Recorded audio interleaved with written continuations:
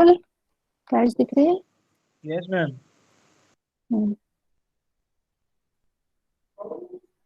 ठीक है।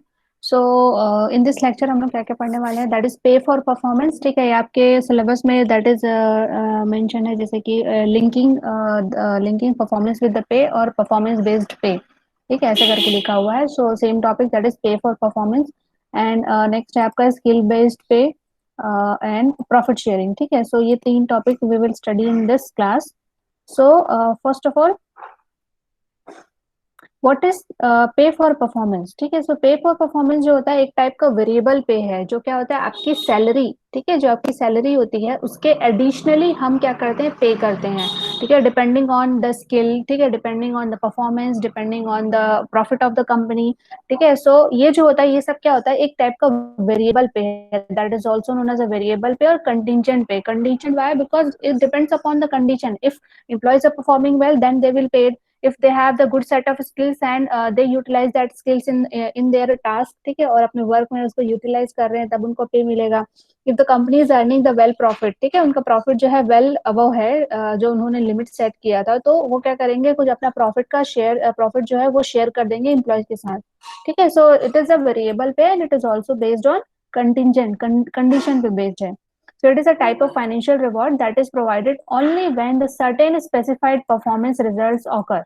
ठीक है, यही मैंने बोला, सर्टेन स्पेसिफाइड परफॉर्मेंस रिजल्ट मतलब कंडीशन फुलफिल होनी चाहिए, that is why it is known as a contingent pay. Next, objectives of performance based pay या pay for performance. First of all, this will motivate the employees, ठीक है, towards the particular goal और towards the particular benchmark work profile। ठीक है, कि हमको यहाँ तक का वर्क कंप्लीट करना है। This will increase the commitment of employees towards the work and also towards the organization. This will reinforce the culture and values in the organization। एक कल्चर बन जाएगा कि हाँ, अगर हमारा परफॉर्मेंस बेटर होता है then we will get paid extra। ठीक है, and alignment with companies performance. ठीक है, जो एम्प्लॉय का जो परफॉर्मेंस है, उसका जो टास्क है वो कंपनी के परफॉर्मेंस से अल्टीमेटली कंपनी के जो टास्क है, ऑब्जेक्टिव्स है, उसको फुलफिल करने के लिए अलाइन हो जाता है। And this will discriminate equitably between employees based on performance. ठीक है, यहाँ पे सिर्फ हम बायसनेस जो है फेवरेटिज्म के बेसिस पे नहीं दिखाएंगे, यहाँ पे क्या करेंगे, हम लोग डिस्क्रिमिनेट करेंगे या इक्वालिटी दिखाएंगे on the basis of performance. ठीक है, so these are the objectives. Next, there are the three categories of pay for performance. First one is based on individual। ठीक है, each individual को हम अलग अलग तरीके से मेजर करेंगे एंड उनको क्या करेंगे, जो भी हायर पे है या फिर परफॉर्मेंस से रिलेटेड पे है वो हम देंगे। Second one is based on group, के पूरा एक ग्रुप जो टास्क कर रहा है या ग्रुप को कोई प्रोजेक्ट या प्रोजेक्ट मिल दिया गया है या कोई जॉब दिया गया है, क्या वो ग्रुप उसको प्रॉपरली कंप्लीट कर रहा है, एंड क्या उस ग्रुप का जो टास्क है वो कंप्लीट होने के बाद हमको कुछ प्रॉफिट वगैरह अर्न हो रहा है क्या on the basis of that group, जो पे फॉर परफॉर्मेंस है। And next one is on the basis of organization, जो होल ऑर्गेनाइजेशन बेटर करता है तो उसके बेसिस पे हमको क्या मिलता है, कुछ एक्स्ट्रा पे मिलता है। ठीक है, सो फ्यू पे फॉर परफॉर्मेंस प्रोग्राम है, जैसे मेरिट पे है जो हमने लास्ट क्लास में रीड किया था। नेक्स्ट इज इंसेंटिव पे, profit sharing, ownership, gain sharing. ठीक है, सो ये सब हम क्या करेंगे, वन बाय वन रीड करेंगे in the upcoming slides. So first, that is types of individual incentives में क्या क्या है। First one is your piece work rate. ठीक है, सो पीस वर्क में क्या करते हैं, जो हमारे जितने पीसेस हमको पर्टिकुलर टाइम पीरियड में प्रोड्यूस करना है, अगर हम क्या करते हैं उससे कुछ एक्स्ट्रा पीसेस प्रोड्यूस करते हैं। Let's take an example of bakery. Bakery में क्या होता है, आपके जो ब्रेड्स है या बंस बन रहे हैं, ठीक है, सपोज आपको एक घंटे में कितने बंस बेक करने थे, लेट्स से 40 बंस बेक करने थे, तो आपने क्या किया, एक घंटे में जो है आपने 40 बन से ज्यादा बनाया और उसको बेक कर लिया, दैट इज लेट्स से आपने 50 बनाया। सो ये जो एक्स्ट्रा 10 का डिफरेंस है, इस 10 एक्स्ट्रा जो आपने बनाया है उसके बदले में क्या होगा, आपको कुछ एक्स्ट्रा पैसे मिल जाएंगे। So that is known as the piece work rate. ठीक है, आपका पर पीस के हिसाब से जो एक्स्ट्रा पे है वो मिल जाएगा। सेकेंड वन इज और स्टैंडर्ड आर प्लान, कि स्टैंडर्ड आवर सपोज फिक्स किया गया है कि आपको क्या करना है, 6 आवर्स में वो वर्क परफॉर्म करना है या वर्क फिनिश करना है, but you are performing that in a 5 hours. ठीक है, 5 आवर्स में आपका टास्क कंप्लीट हो गया, तो आपने जो ये एक घंटा सेव किया है उस काम को करके, ठीक है, उस काम को जल्दी फिनिश करके, तो उसके लिए आपको एक्स्ट्रा पे मिल जाएगा because you have the skill कि आपने उस काम को एक घंटे पहले ही फिनिश कर लिया। Next is on the basis of merit, कि आपने जो भी मेरिट अर्न किया है, ठीक है, इसके बेसिस पे हमने लास्ट क्लास में अच्छे से पढ़ा था, तो you can go through that lecture. ठीक है, मेरिट बेस्ड प्रमोशन। या फिर मेरिट बेस्ड पे करके टॉपिक है। नेक्स्ट है आपका परफॉर्मेंस बोनस, ठीक है, जो आपने परफॉर्मेंस किया उसके लिए आपको कुछ एक्स्ट्रा बोनसेस मिल जाएंगे। And few are last one is like sales commission, जो आप जैसे कि सेल्स की फील्ड में एज यू ऑल नो, जितना हम सेल्स करते हैं तो उस सेल्स का कुछ पर्टिकुलर परसेंट लाइक 1%, 2% या 0.5% क्या होता है, जो पर्सन जिसने सेल्स किया है, ठीक है, सेल्समैन एज वी कैन से, ठीक है, उसको क्या कहते हैं, सेल्स कमीशन दिया जाता है। ठीक है, तो मेरिट पे प्रोग्राम क्या होता है? So this is an annual पे होता है, जो क्या कहते हैं, जिसको हम लोग लिंक कर देते हैं on the basis of performance. ठीक है, परफॉर्मेंस अप्रेजल रेटिंग करते हैं, उसके बेसिस पे जो हमको डेटा मिलता है उसके बेसिस पे हम लोग उसकी सैलरी या पे जो होती है वो इंक्रीज करते हैं। That is known as the merit pay programme. ठीक है, so merit increases grid combines an employee's performance rating with his or her position in a pay range to determine the size and a frequency of his or her pay increase। ठीक है, जो हमारा merit से जो भी हमको data मिलता है, ग्रिड मिलता है, उसको हम लोग क्या करते हैं, एम्प्लॉय के परफॉर्मेंस रेटिंग के साथ कंबाइन कर देते हैं। ठीक है, लाइक दिस वन, एक ग्रिड स्ट्रक्चर होगा, यहाँ पे बहुत सारे एम्प्लॉयज होंगे, E1, E2, E3, एंड यहाँ पे परफॉर्मेंस क्राइटेरिया होगा P1, P2, P3। तो जब ये और ये क्राइटेरिया अचीव होता है तो हमारा जो एम्प्लॉय का सैलरी है वो यहाँ तक इंक्रीज होगा, या फिर यहाँ पे कोई परसेंट लेवल लिख देगा, या फिर कोई लेवल लिख देगा, ग्रेड पे लेवल, या फिर 10% हाइक, 20% हाइक। ठीक है, जब ये होगा तब कुछ और हाइक होगा, यहाँ पे होगा तब कुछ और हाइक होगा। ठीक है, सो ऐसा करके हम एक स्ट्रक्चर बना देते हैं। सो that is merit pay programme. Next है आपका अदर इंडिविजुअल इंसेंटिव प्रोग्राम में आपका स्ट्रेट फीस वर्क। ठीक है, सो payment of a uniform price और अ यूनिट ऑफ प्रोडक्शन, जो मैंने बन का केस एग्जांपल दिया बेकरी का। ठीक है, इसके फॉर्म्स है लाइक आप मनी पीस वर्क दे सकते हैं या फिर टाइम पीस वर्क दे सकते हैं। ठीक है, जो एक्स्ट्रा पीसेस बने आप उसके लिए क्या कर सकते हैं, एक्स्ट्रा मनी दे सकते हैं, या फिर उसने जो टाइम सेव किया है उस पीस को बनाने के लिए उसके बेसिस पे यू कैन पे। नेक्स्ट है sales commission. So this will basis the commission on the sales volume, जितना आप ज्यादा सेल करेंगे उसके बेसिस पे आपको क्या करेगा, कमीशन दिया जाएगा टू सेल्स पर्सन को। So this is approximately of 1/3 of a salary, ऐसा लिखा ऐसा मोस्ट ऑफ द ऑर्गेनाइजेशन में फॉलो नहीं होता है, just in general case for an example you can consider. So this will satisfy all the criteria listed for bonus schemes.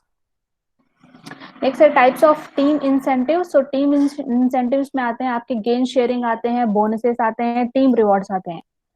ठीक है, so let us सी gain sharing क्या होता है। Gain sharing is a form of compensation, ठीक है, group compensation based on group और a plan performance. ठीक है, ये क्या होता है, आपका ओवरऑल ऑर्गेनाइजेशन का परफॉर्मेंस नहीं होता, this is based on group या फिर एक पर्टिकुलर सेक्टर या प्लांट या वीकेंड से यूनिट होता है, उसके परफॉर्मेंस के बेसिस पे आपको गेन, जो भी ऑर्गेनाइजेशन का गेन है वो जो होता है शेयर किया जाता है to the employees.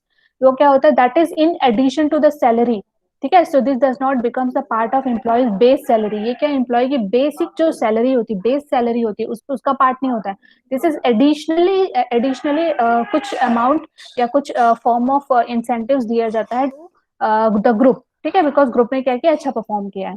Next group incentive और team based incentive, this will tends to measure the performance. ठीक है, ये क्या होता है आपका, जो आपका जो ग्रुप के जितने भी मेंबर्स हैं उनका जो टोटल परफॉर्मेंस है उसको मेजर करते हैं in the terms of physical output, and then उसके बेसिस पे क्या करते हैं हम, टीम को कुछ पे दे देते हैं। ठीक है, नेक्स्ट है type of organizational incentive, organization based incentive. Under this first one is profit sharing, stock option in employees stock ownership plan, ESOP। ठीक है, सो आपका फर्स्ट है profit sharing. So profit sharing is like एक procedure होता है जहाँ पे क्या होता है, हमारा जो कंपनी का ओवरऑल प्रॉफिट होता है, वो प्रॉफिट क्या है, हमने जो बेंचमार्क सेट किया था अगर उससे एक्स्ट्रा प्रॉफिट होता है तो we will share that extra profit to the employees. ठीक है, जो भी इम्प्लॉयज हमारे ऑर्गेनाइजेशन में एज अ रेगुलर वर्क कर रहे हैं या फिर किसी पर्टिकुलर प्रोजेक्ट में वर्क कर रहे हैं, इस प्रोजेक्ट से हमको क्या हुआ है, एक्स्ट्रा प्रॉफिट हुआ है, तो हम उस प्रॉफिट को क्या करते हैं, इम्प्लॉयज के साथ शेयर करते हैं। बट वो जो शेयर किया हुआ प्रॉफिट होता है वो क्या होता है, in addition to their base pay और करंट और डिफर्ड सम। ठीक है, बेस्ड ऑन द प्रॉफिट और एंटरप्राइज, जो भी हमारी सैलरी होती है उसके एडिशनली में हमको ये क्या मिलता है, पे मिलता है।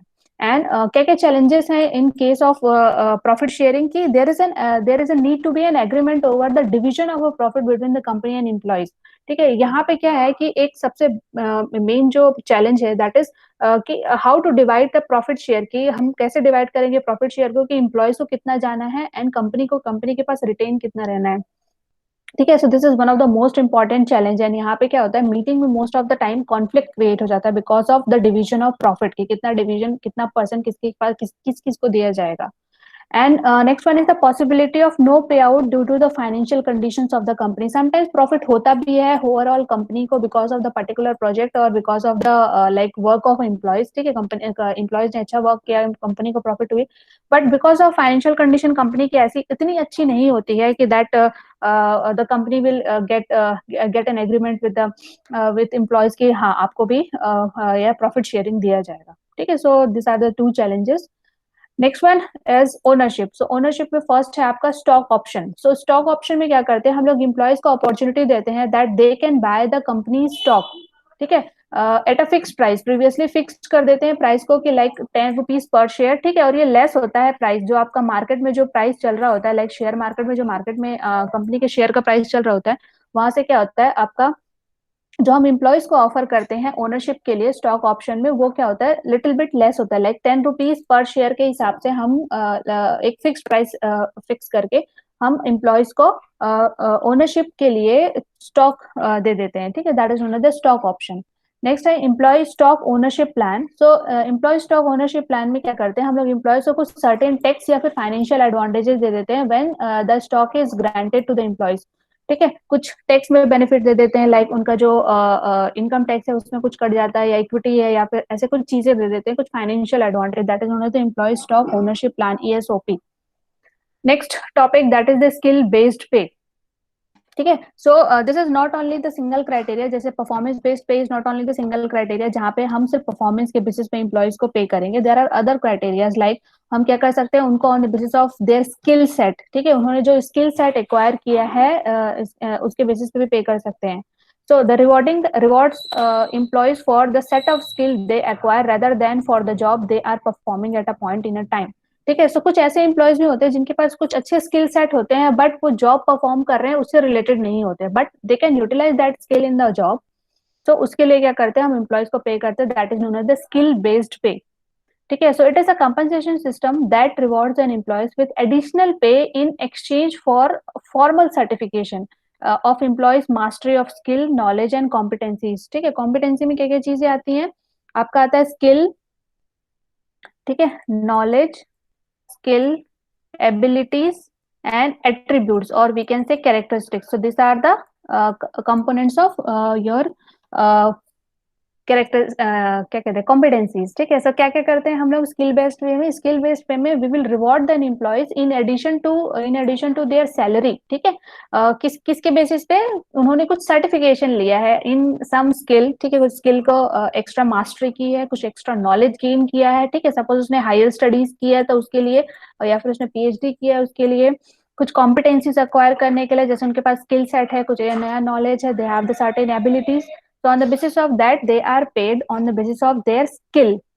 ठीक है, so skill is what? Skill is which is acquired and observable expertise in performing the task. ठीक है, skill को क्या करते हैं हम लोग, acquire करते हैं through the practice, and ये observe होता है कि हम जो task perform करते हैं उसके through. And knowledge is something which is acquired information. ठीक है, आप जितना ज्यादा information acquire करेंगे, so that will become the part of your knowledge. And आप क्या करेंगे, उस knowledge को use करेंगे in performing the task. ठीक है, सो स्किल बेस्ड पे जो होता है बेसिकली पर्सन बेस्ड सिस्टम होता है. It is a kind of individual, we can say individual based pay system है, जहाँ पे हम लोग ईच एंड एवरी इंडिविजुअल को अलग अलग तरीके से जज करते हैं या अलग अलग तरीके से मेजर करते हैं. बिकॉज देखो स्किल की something which is a qualitative in nature, वो क्या है क्वांटिटेटिव नहीं है, क्वालिटेटिव है. So each and every person has a different set of skill. ठीक है, डिफरेंट स्किल होगा, डिफरेंट काइंड ऑफ नॉलेज होगा, डिफरेंट काइंड ऑफ कॉम्पिटेंसीज होगा. ठीक है, उनका सर्टिफिकेशन भी डिफरेंट होगा. So on the basis of that each and every individual को हम लोग मेजर भी डिफरेंट तरीके से करते हैं, उनका जो स्किल बेस्ड पे होता है वो भी डिफरेंट होता है. ठीक है, यही लिखा हुआ है that it is based on the characteristics of a person rather than the job. Job के बेसिस पे हम लोग उनको कंपेयर नहीं करते हैं. Next characteristics of skill based pay, that is it is individual based pay जो मैंने पहले बताया. And the next one focus is on skill development and skill utilisation. आपका जो स्किल है उस स्किल को और इनहेंस करना एंड उस स्किल को क्या करना, यूटिलाइज करना. That is the most important क्या focus point of skill based pay. And this will encourage the cross training and this will permit the flexibility in staffing. ठीक है, cross training means single time में a person can acquire more than one skill, या फिर किसी किसी एक particular field में training नहीं लेगा, वो किसी क्या करेगा, साथ T1 एंड T2 दो तरीके की ट्रेनिंग कर लेगा या फिर दो तरीके का टास्क कर लेगा, that is known as the cross training. And this will permit the flexibility in staffing की. Suppose a person is working on some job, ठीक है, किसी particular job J1 पे work कर रहा है and he has a certain type of skills that is known as a S1, ठीक है, and other person is here जो is working on the job J2 and this S1 skill is something related to the J2. तो क्या होगा, if the person who is performing the J2 job, ठीक है, अगर ये क्या होता है एब्सेंट होता है, तो S1 मीन्स द पर्सन जो J1 पे वर्क कर रहा था उसके पास सर्टेन स्किल्स है कि वो क्या कर सकता है, J2 का जॉब भी परफॉर्म कर सकता है. तो this will somewhat leads to the flexibility in staffing, कि हम क्या कर सकते हैं, जो पर्सन यहाँ काम कर रहा था उसको हम यहाँ पे शिफ्ट कर सकते हैं.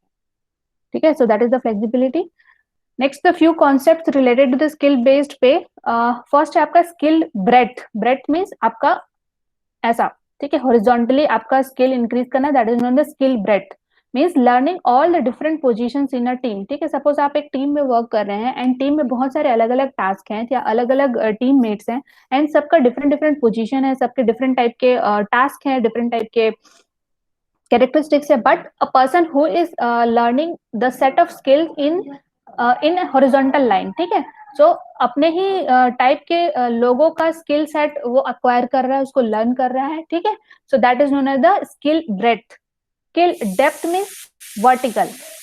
ठीक है, वर्टिकल मीन्स यहाँ पे सपोज एम्प्लॉय है, एम्प्लॉय जो है अपने से ऊपर एक्सपर्टीज, अपने से ऊपर लोगों की एक्सपर्टीज अर्न कर रहा है. ठीक है, जैसे कि आप सुपरवाइजर से रिलेटेड कुछ चीजें सीख रहे हैं and what we can say managerial skill कुछ सीख रहे हैं. ठीक है, so that is known the skill depth means increasing the expertise as an apprenticeship ladder. ठीक है, ये क्या होता है, एक suppose this is a kind of a ladder. ठीक है, तो यहाँ पे सपोज लेबर है, सुपरवाइजर है, ठीक है, यहाँ पे है योर सीनियर सुपरवाइजर्स. ठीक है, यहाँ पे आपके असिस्टेंट मैनेजर, यहाँ पे मैनेजर. तो क्या है आपका जो suppose supervisor is learning something which is related to the senior supervisor और senior person then this supervisor, so that is known as the skill depth. Next is vertical skill. So vertical skill is the management skill. ठीक है, तो vertical skill में क्या करते हैं हम लोग, कुछ management skill and the knowledge of business. ठीक है, बिजनेस कैसे चलता है, बिजनेस के एनवायरमेंट में क्या चीजें इफेक्ट करती हैं, तो ये सब चीजों को हम लोग लर्न करते हैं, that is known as the vertical skill. Next is advantages of skill based pay. So just a general statement like this will encourage the skill development and career development, creates the staffing flexibility, improves the employee satisfaction, reinforces the team and employees involvement. This will lower the staff requirement for the same amount of work, and this will give the higher output and the quality over the long term, and this will increase the productivity of your क्या कहते हैं people. ठीक है, जो employees work कर रहे हैं उनका भी, and also of the organization. Next disadvantages of skill based pay. क्या डिसएडवांटेजेस हैं, that it can be difficult to conduct the external competitive analysis by job title benchmarking. क्या है कि ये डिफिकल्ट है कि हम इसको क्या करेंगे, कैसे कंडक्ट करेंगे स्किल बेस्ड पे को, because skill is something which is a qualitative in nature, तो क्वांटिटेटिव नहीं है, तो उसको कंडक्ट करना, इसको मेजर करना is somewhat difficult. Now skill blocks can be difficult to define and price. ये मैंने यही पहले बोला कि क्वालिटेटिव है तो हम उसको कुछ पर्टिकुलर स्किल सेट को डिफाइन नहीं कर सकते हैं कि ऐसा ही होना चाहिए, या फिर इससे रिलेटेड स्किल है तो हम उसके लिए कुछ इतना ही पे फिक्स करेंगे. ठीक है, this is difficult to define and also to define price. And this will work करता है best for trade and production based jobs के लिए. ठीक है, and here the certification and recertification process must be established, because आपने जो skill acquire किया उसका सर्टिफिकेशन चाहिए, या फिर अगर कुछ आपने सपोज कुछ कंप्यूटर से रिलेटेड सर्टिफिकेशन किया था, नाउ अब क्या हो रहा है कि वो सर्टिफिकेशन इज समथिंग, या फिर आपने जो जो भी सपोज किसी सॉफ्टवेयर को लर्न किया था ना, उस सॉफ्टवेयर में कुछ नए एडवांसमेंट वाले कुछ नए सॉफ्टवेयर आ गए हैं, तो आपको क्या करना पड़ेगा, कुछ नए सॉफ्टवेयर लर्न करना पड़ेगा एंड उसका फिर से रीसर्टिफिकेशन कराना पड़ेगा. So this is the process which is required in skill based pay. And time and money is needed for a training, because ultimately skill is related to the training. जब आपको training मिलेगा then only you can acquire the skill. So time and money, a lot of time and money are invested in learning the skill, and उसके लिए आपको basically training join करनी पड़ेगी. And administrative complexities are somewhat increases because every time you need to place your employees to the training. ठीक है, आपको place करना पड़ेगा training में, उसके training को measure करना पड़ेगा, उनके skill को measure करना पड़ेगा. So administrative complexities जो होती है वो somewhat increase हो जाती हैं. Now the next topic, that is profit sharing.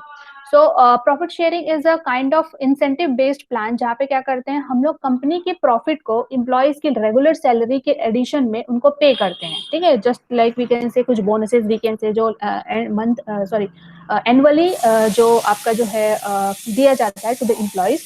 And this is the allocation of share to the employees. इसमें क्या करते हैं हम लोग जनरली कुछ शेयर्स को एलोकेट कर देते हैं टू द एम्प्लॉयज को. And this is also an example of variable पे प्लान. ठीक है, एंड यहाँ पे जो मैंने बताया that is the percentage of annual profit के टर्म्स में हम लोग क्या करते हैं, जो भी हमारा एक्स्ट्रा पूल ऑफ मनी होता है या एक्स्ट्रा पूल ऑफ प्रॉफिट होता है उसको हम क्या करते हैं शेयर करते हैं with the employees and executives. And ये लिखा है that is same percentage of an annual pay as a common practice result of a less money shared with an employees in the lower paying jobs and higher amount shared with an highly compensated employees. Basically कहना चाह रहा है कि जो managerial level पे suppose GM के level पे कोई पर्सन है and the person who is in the position of assistant manager, तो जीएम है तो जीएम को क्या करना पड़ेगा, हायर परसेंटेज ऑफ आप प्रॉफिट शेयर करोगे. ठीक है, और अगर असिस्टेंट मैनेजर है उसको आप उसको कम शेयर करोगे on the basis of there salary. ठीक है, जो आपका प्रॉफिट शेयरिंग होता है वो भी on the basis of salary होता है कि सैलरी जितनी ज्यादा होती है उतनी हाई प्रॉफिट शेयरिंग होती है, सैलरी कम होती है तो कम प्रॉफिट शेयर होता है. सो this will reflect the belief that more highly compensated employees are responsible for managing the company and making the decision and taking the more risk and providing the leadership to the other employees.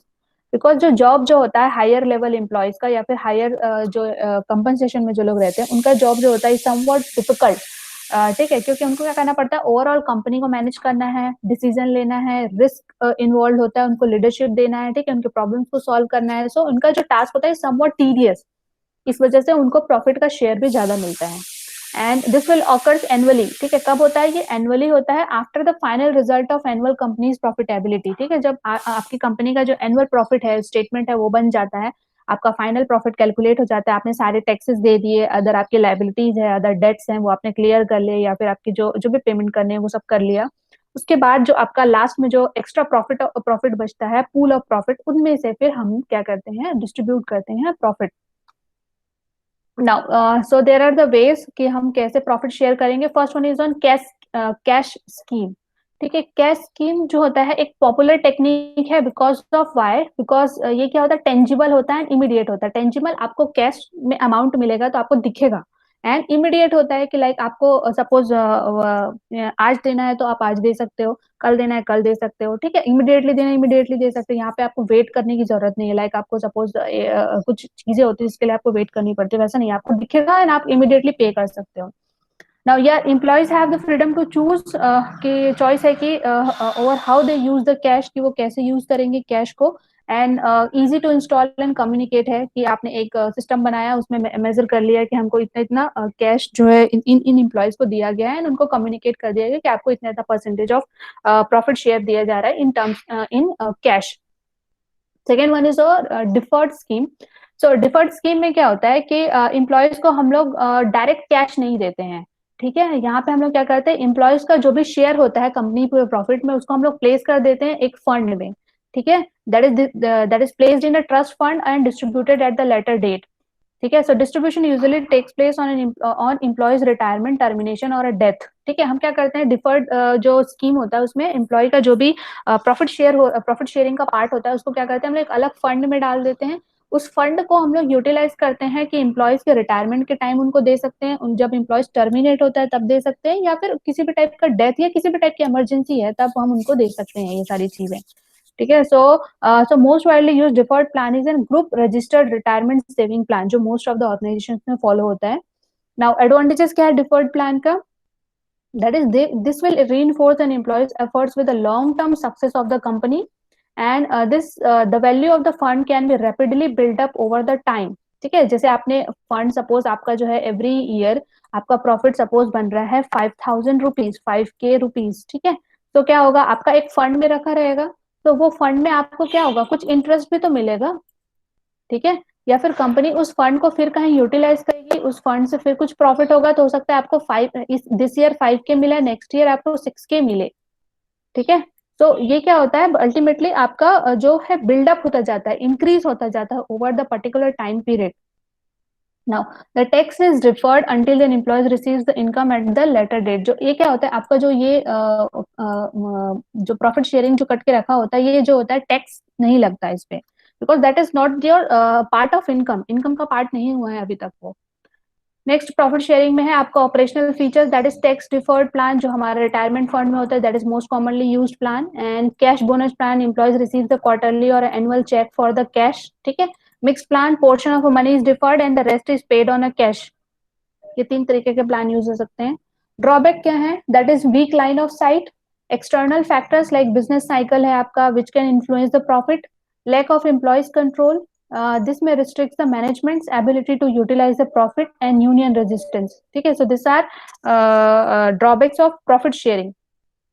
ठीक है, क्या week line of site कि हम किस लिए उस profit को distribute कर रहे हैं, कहाँ तक डिस्ट्रीब्यूट करेंगे, हमारी कंपनी का प्रॉफिटेबिलिटी कितना था, कितना हम पे आउट कर सकते हैं, ये सारी चीजें जो है हर किसी को नहीं मालूम होती, so that is known as the weak line of sight. External factors like business, जो हमारा इन्वायरमेंट है वो समटाइम्स क्या होता है, चेंज होता रहता है, रिसेशन हो जाता है, कभी बूम हो जाता है। ठीक है, जैसे अभी आपका है क्या चल रहा है, रिसेशन चल रहा है, and because of the Covid आपका बिजनेस साइकिल वैसे भी डिस्टर्ब हुआ है। तो ये सारे फैक्टर्स जो है जो अफेक्ट करते हैं आपको प्रॉफिट शेयरिंग को। And lack of employee control, employee का कोई कंट्रोल नहीं होता प्रॉफिट शेयरिंग में, because this is the decision of management. ठीक है, जो हायर लेवल मैनेजमेंट या टॉप लेवल पे जो एग्जीक्यूटिव होते हैं, वो डिसाइड करते हैं कि एम्प्लॉयज को कितना हमको प्रॉफिट शेयरिंग देना है। And this will restrict the management ability to utilise the profit. Suppose आपने क्या किया, कुछ फंड बना दिया, ठीक है, जो हमने डिफर्ड प्लान में पढ़ा था, कुछ फंड बनाया या रिटायरमेंट फंड बनाया है, तो इस फंड में जो भी अमाउंट होता है, उस अमाउंट को यूटिलाइज करने के लिए मैनेजमेंट के जो होते हैं वो हाथ बंधे होते हैं कि वो इस रिटायरमेंट फंड में से कुछ पर्टिकुलर अमाउंट ही निकाल सकती है यूटिलाइज करने के लिए या फिर किसी अदर जगह इन्वेस्ट करने के लिए। ऐसा नहीं कि आप सारा का सारा अमाउंट एक साथ निकालो, नहीं हो सकता, कल कोई पर्सन रिटायर हो रहा हो, उसको आपको रिटायरमेंट फंड देना हो, तो देर इज अ लिमिट कि हम कितना परसेंट या फिर एक मैनेजमेंट जो है कितना परसेंट इस रिटायरमेंट फंड से निकाल के किसी जगह यूटिलाइज कर सकती है। And ultimately there is always a union resistance. ठीक है, ट्रेड यूनियन होते हैं जो आपके एम्प्लॉयज हैं उनके, ट्रेड यूनियन होते हैं जनरली लेबर्स के, जो लेबर के जो ट्रेड यूनियन होते हैं वो जनरली रजिस्ट करते हैं this kind of activities, because they generally prefer कि हमारा जो भी पार्ट आता है भैया हमको दे दो। ठीक है, so this is about the whole topic of your unit 4।